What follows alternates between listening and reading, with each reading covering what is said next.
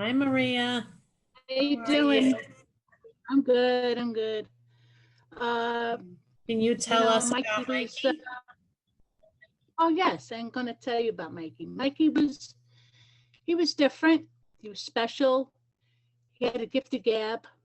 Um, he walked into the room. Everybody turned heads.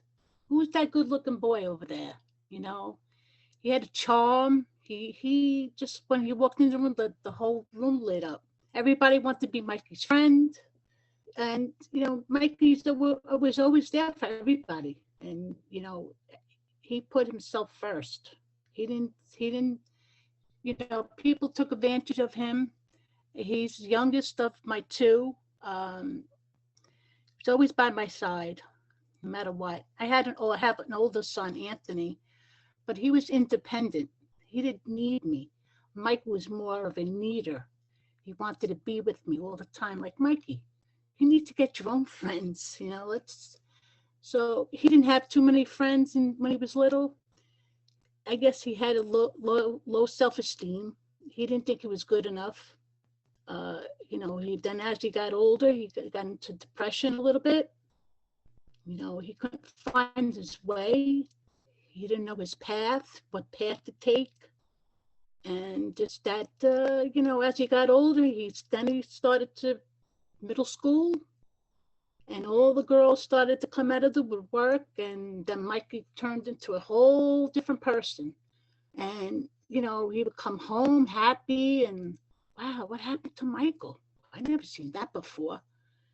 And it just blossomed.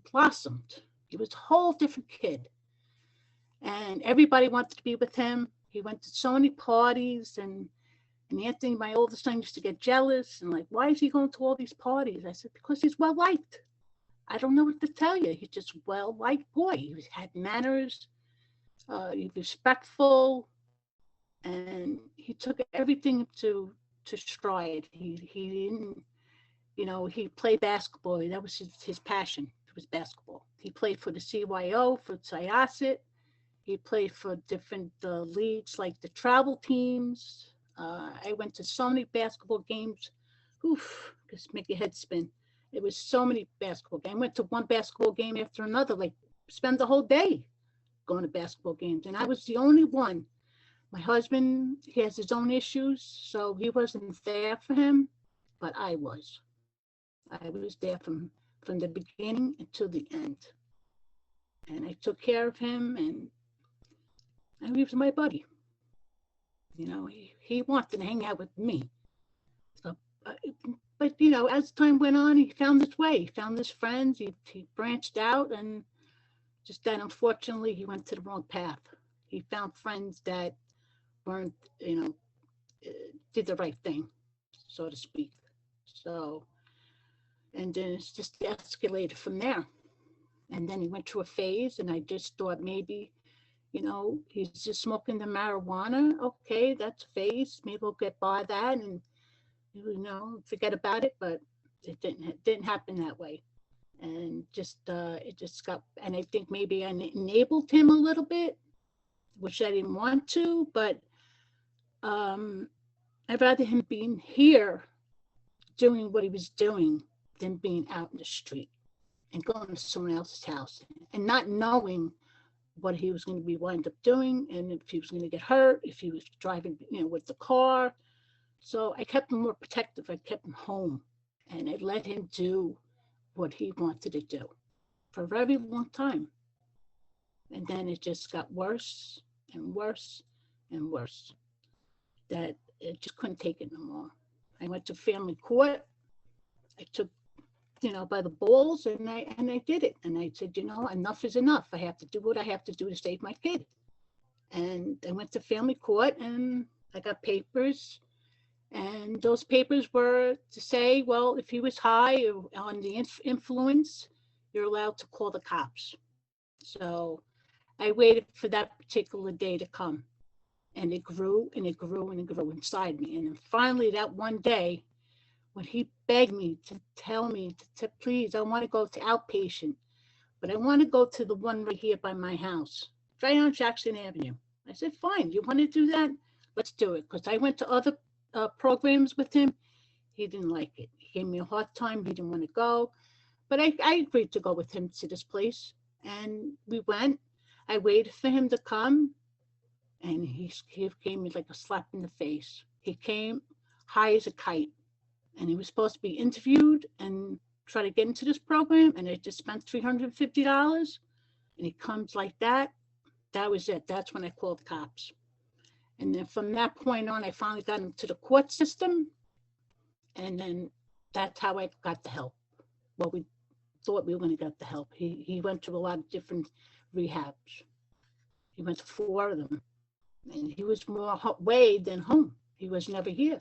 He'd go for one rehab, come home for a couple of months, go to another rehab, come home for a couple of months, go to another rehab.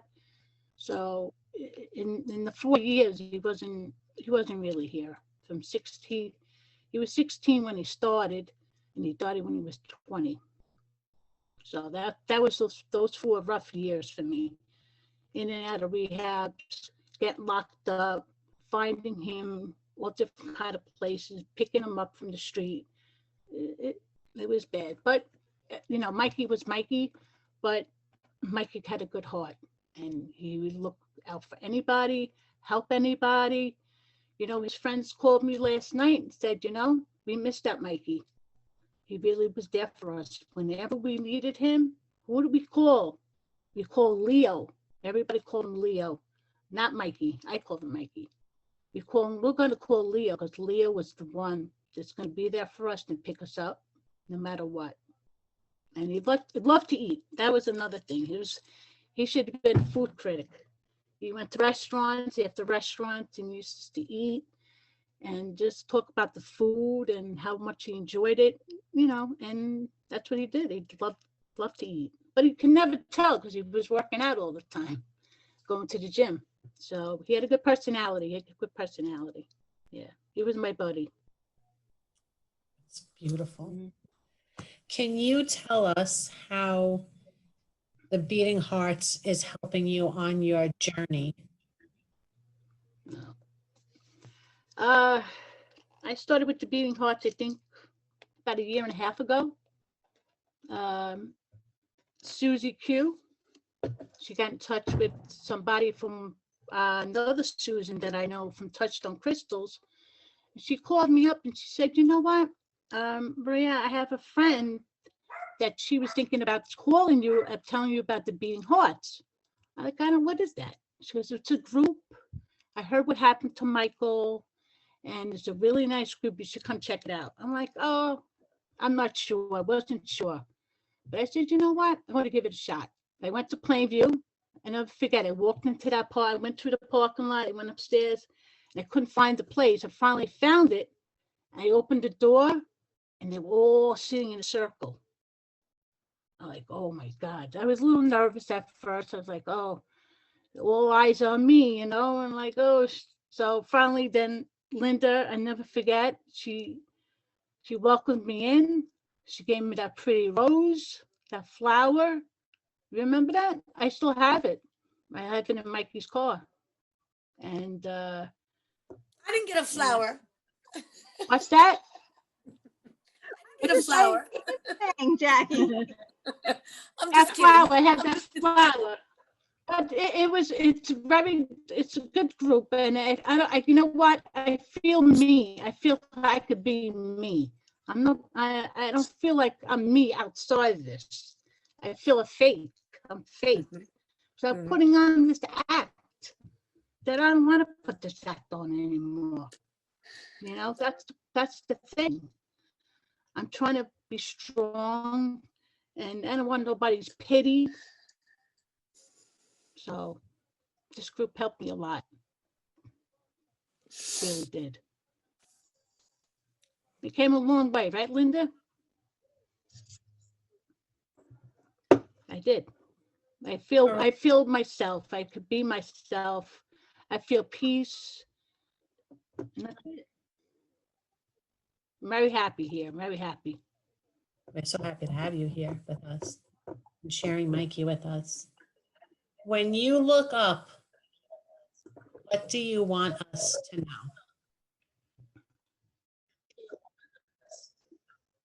about Mikey. He was a character, but in a good way. He really had his ways. There was something about that boy. I can't explain it. It was a bond that we had. He looked at me a certain way, and I knew what he was going to talk about, what he was going to come out of his mouth. It was amazing. It was just a connection we had. It was like he got me and I got him. We understood each other. You could talk with your eyes. Yeah, it was You could just talk with your that eyes, right? connection. Yeah, just had to look in his eyes. He would just give me that look, and I said, "Oh Mhm. boy, here we go." You know, it could have been a bad thing, could have been a good thing, Mm-hmm. but I knew what it was. I knew what it was. I knew what it was. Hmm. And my other son would say, "What is he talking about?" I said, "Don't worry about it. Don't worry about it. I know what he's talking about." Nobody could read him but me. That was the key. And he read me too. He knew. He knew. It's amazing. It's amazing.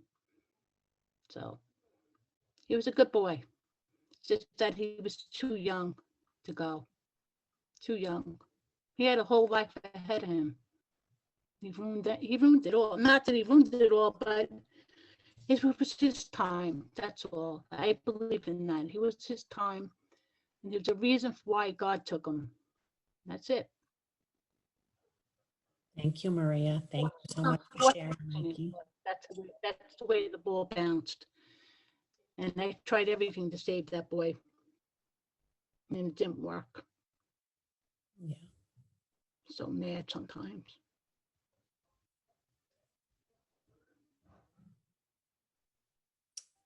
Thank you for sharing him with us.